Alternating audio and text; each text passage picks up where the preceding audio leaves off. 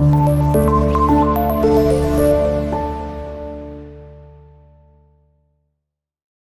Class, अस्सलाम वालेकुम। My name is Babar Arshad and I am your physics teacher. आज हम चैप्टर नंबर 8 का नेक्स्ट टॉपिक करने जा रहे हैं, जो कि है मैग्नेटाइजेशन एंड डीमैग्नेटाइजेशन। मैग्नेटाइजेशन का मतलब बच्चों ये है कि अगर आप स्टील बार को मैग्नेटाइज कर दें किसी भी मेथड के जरिए, तो इस मेथड को हम कहेंगे मैग्नेटाइजेशन, यानी अगर आप उसमें मैग्नेटिज्म इंड्यूस कर दें। इसी तरह डीमैग्नेटाइजेशन का मतलब ये है कि अगर हम उसमें से मैग्नेटाइजेशन को रिमूव कर दें, तो इस मेथड को हम कहेंगे डीमैग्नेटाइजेशन। किसी भी बॉडी को मैग्नेटाइजेशन करने की या डीमैग्नेटाइजेशन करने की डिफरेंट मेथड्स हैं, जो आज के लेक्चर में हम डिस्कस करेंगे। तो सबसे पहले हम लोग डिस्कस करेंगे बच्चों मैग्नेटाइजेशन को।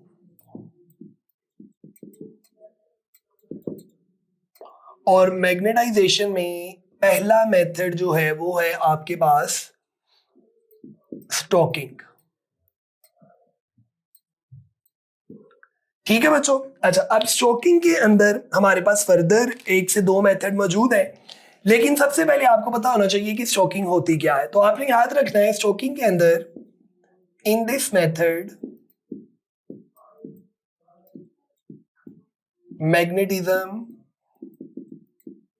is induced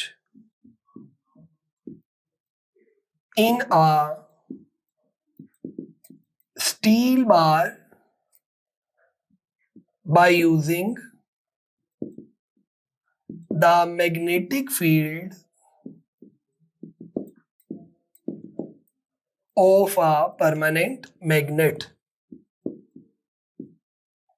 एक परमानेंट मैग्नेट के मैग्नेटिक फील्ड को इस्तेमाल करते हुए अगर हम स्टील बार के अंदर मैग्नेटिज्म इंड्यूस कर दें, तो this method is called stroking. अब स्टॉकिंग के 2 तरीके हैं। नंबर 1 है आपके पास सिंगल टच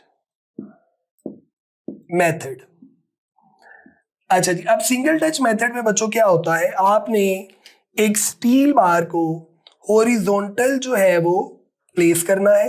ये आपके पास क्या है, स्टील बार। और आपने अब एक मैग्नेट इंक्लाइंड पोजीशन में लेना है। किस पोजीशन में, इंक्लाइंड। इंक्लाइंड का मतलब होता है झुका हुआ। तो इस पोजीशन में आपने इस मैग्नेट को बार बार यहां से मूव करवाना है इस डायरेक्शन में। ये वाली डायरेक्शन जब वो इसकी होगी, मल्टीपल टाइम्स जब आप इस मैग्नेट को इसके साथ टच करेंगे, इसके साथ फ्रॉम वन एंड से दूसरे एंड तक आप इसको मूव करवाएंगे, तो अब इस मेथड के जरिए इस स्टील बार की जो डोमेन्स हैं वो अलाइन हो जाएंगी, और इस तरह हम कहेंगे कि हमने इसके अंदर मैग्नेटिज्म इंड्यूस कर लिया। So due to this reason this method is called single touch method. Single touch के बाद हम यही काम जो है वो डबल टच मेथड के जरिए भी कर सकते हैं। सो अब हम जो सेकंड मेथड है उसमें लिख लेंगे that is double touch method. अच्छा जी, अब क्योंकि डबल टच यहां पर इन्वॉल्व है, तो इसका मतलब यही है कि यहां पर आप 2 मैग्नेट जो है वो यूज करेंगे।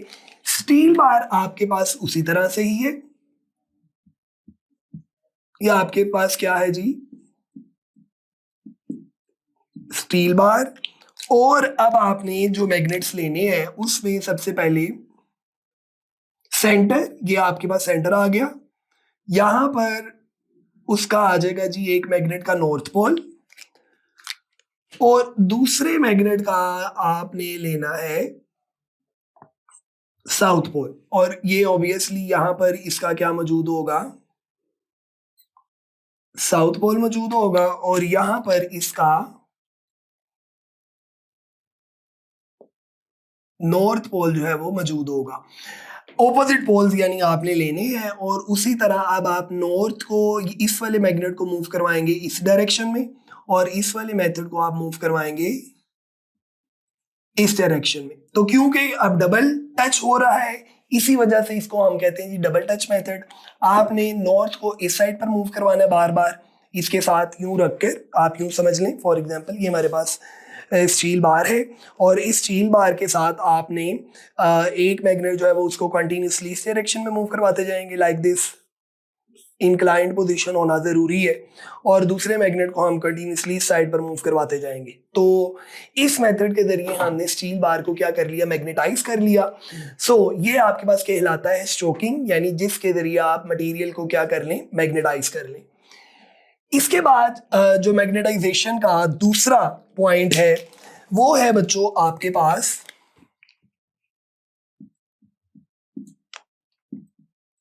बाय मेकिंग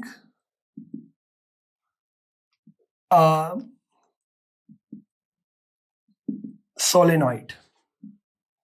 अच्छा, अब बाय मेकिंग अ सोलेनॉइड, और इस सोलेनॉइड को आपने एक्चुअली में क्या बनाना है, इलेक्ट्रोमैग्नेट। और आपको पता है बच्चों इलेक्ट्रोमैग्नेट एक्चुअली में क्या होता है, ये आपके पास होता है एक टेम्परेरी मैग्नेट। और इस टेम्परेरी मैग्नेट में जब तक करंट गुजरता है वो आपके पास मटेरियल मैग्नेट है, जैसे ही करंट गुजरना बंद उसका मैग्नेटिक फील्ड भी खत्म हो जाता है। अब करना ये है, आपके पास फर्ज कर लें ये एक सिलेंडर है, और इस सिलेंडर के ऊपर हमने अपनी वायर को जो है वो वाउंड कर लिया,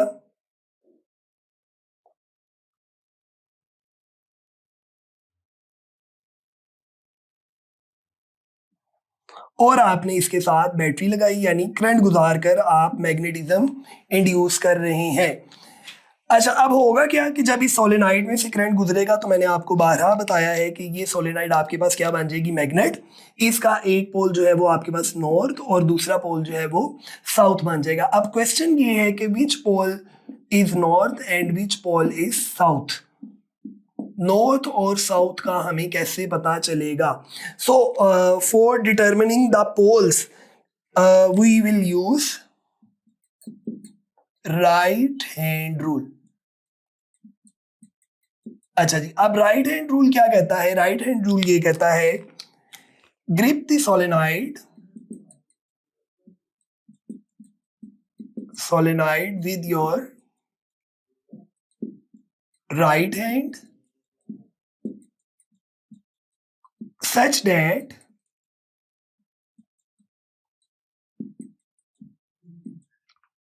your fingers curl in the direction of current. क्योंकि आपको पता है करंट जो है वो पॉजिटिव से नेगेटिव की तरफ फ्लो करता है, तो आपने सोलेनाइड को ग्रिप करना है विद योर राइट हैंड, और इस तरह से आपने उसको ग्रिप करना है कि आपकी जो फिंगर्स है वो कर्ल हो in the direction of current. Then thumb will indicate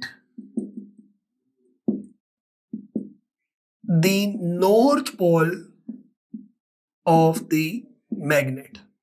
तो आपको थंब बताएगा किसको? नॉर्थ पोल को। फॉर एग्जाम्पल मैंने आपको भी बताया कि ये हमारे पास डायग्राम है, यहां पर अगर हम देखें तो करंट जो है वो फ्लो कर रहा है पॉजिटिव से नेगेटिव की तरफ, यानी इस तरह अपवर्ड। जो बैक साइड है वो हमने ड्रॉ नहीं की, और करंट इस तरह से फ्लो कर रहा है, तो ये सारे लूप्स में करंट की डायरेक्शन अपवर्ड है, यानी करंट आगे से पीछे की तरफ जा रहा है।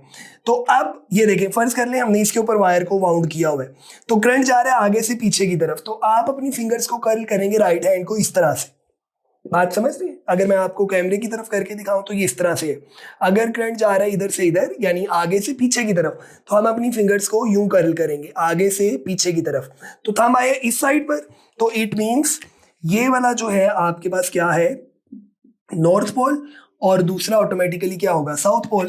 आप इस डायग्राम को थोड़ा सा इन्वर्ट करके भी बना सकते हैं। उसके लिए आपको क्या करना है, आप फॉर एग्जाम्पल ये उसी तरह से हमारे पास पीस ऑफ सिलेंडर है, हमने इसके ऊपर अपनी वायर को वाउंड कर लिया है, और अब हम बैटरी के पोल्स जो है वो बदल देते हैं, यहाँ नेगेटिव और यहाँ पॉजिटिव है, तो करंट ने जाना है पॉजिटिव से नेगेटिव, यानी पीछे से आगे की तरफ। तो इन सारे लूप्स में करंट जो है वो डाउनवर्ड होगा, बैक साइड वालों में अपवर्ड होगा। अब अगेन हम अपनी फिंगर्स को, करंट पीछे से आगे की तरफ आ रहा है, तो आप फिंगर्स को यूं कर्ल करेंगे, तो थंब जा रहे हैं उस तरफ, so it is your north pole और ऑटोमेटिकली यानी जिस डायरेक्शन में आपका क्या आएगा थंब उस डायरेक्शन में आपका क्या होगा नॉर्थ पोल। तो ये दो मेथड हैं जिसके जरिए आप किसी भी मटेरियल को मैग्नेटाइज कर सकते हैं। सेकंड आपने इसमें डिस्कस कर लिया डीमैग्नेटाइजेशन, तो अब हम चलते हैं डीमैग्नेटाइजेशन की तरफ।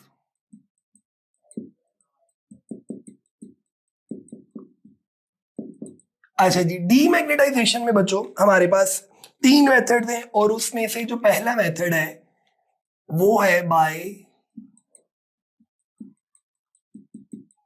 हीटिंग।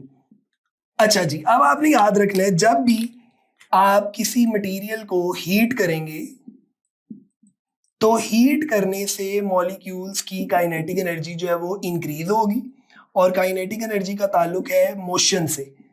और ऑब्वियस बात है हम यहाँ पर कौन सी मोशन की बात कर रहे हैं, वाइब्रेटरी मोशन की। जब आप हीट करेंगे तो मॉलिक्यूल्स बहुत तेजी से वाइब्रेट होना शुरू होंगे और इस वाइब्रेशन की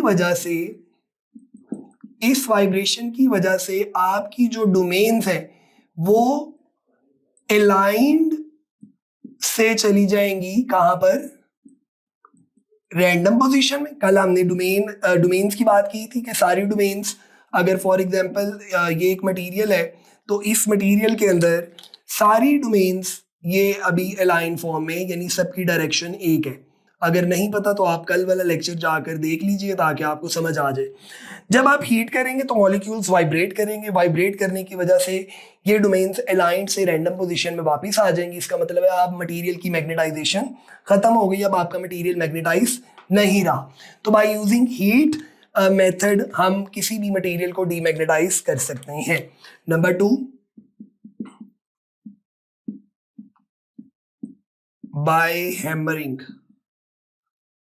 अच्छा जी, हैमरिंग मतलब ये है कि अगर हमारे पास उसी तरह से ये एक मटेरियल है और ये अभी आपके पास मैग्नेटाइज है तो आप हैमर के थ्रू इसको बार बार हिट करें और जब हम बार बार हैमर से इसको स्ट्राइक करेंगे तो ये वाइब्रेट करेगा और वही वाइब्रेशंस, फिर वही वाला कॉन्सेप्ट आ जाएगा कि इन वाइब्रेशंस की वजह से डोमेन्स अलाइंड से रैंडम पोजीशंस पर वापस आ जाएंगी और हम कहेंगे कि आपका मटेरियल जो है वो डीमैग्नेटाइज हो गया है। तो अगेन यहाँ पर रीजन क्या है, वाइब्रेशन। तो वाइब्रेट करेंगे, वाइब्रेट करने की वजह से डोमेन्स फिर अलाइंड से कहाँ चली जाएंगी, रैंडम पोजीशंस पर वापिस आ जाएंगी। तो इसलिए वो मटेरियल क्या हो जाएगा, डीमैग्नेटाइजेशन हो जाएगी उसकी। थर्ड नंबर नाम आप बाद में, लेकिन पहले आप यही वाला मेथड जो है वो दोबारा देखें। इसमें आपने क्या करना है, उस मटेरियल को आपने पास करवाना है इलेक्ट्रोमैग्नेट में से। कहाँ से, उस मटेरियल को आप पास करवाएंगे इलेक्ट्रोमैग्नेट में से। यानी कि अगर हमारे पास ये वो वायर है, वो सोलेनॉइड है और आपने इसको कनेक्ट किया हुआ है with battery, positive negative current जा रहा है और ये मैग्नेट बन गई है, आपको पता है ये नॉर्थ और ये साउथ। अब आप जिस मटेरियल को डीमैग्नेटाइज करना चाह रहे हैं आप उस मटेरियल को इसके अंदर से पास करवाएंगे। जब वो मटेरियल इसके अंदर से पास होगा तो उसकी डोमेन्स अगेन अलाइंड से रैंडम पोजीशन पर वापस आ जाएंगी और हम कहेंगे कि आपका मटेरियल जो है वो डीमैग्नेटाइज हो चुका है। तो इसलिए बाय यूजिंग दिस मेथड हमने क्या किया, अपने मटेरियल को डीमैग्नेटाइज कर लिया। So this method is called alternating current which is called AC, alternating current. So these 3 methods are for magnetization and we have 2 methods are for magnetization कि किसी भी मटेरियल में आप किस तरह से मैग्नेटाइजेशन को इंड्यूस कर सकती हैं। तो आज के लिए इतना ही है, अपना ख्याल रखिए, अल्लाह हाफिज़।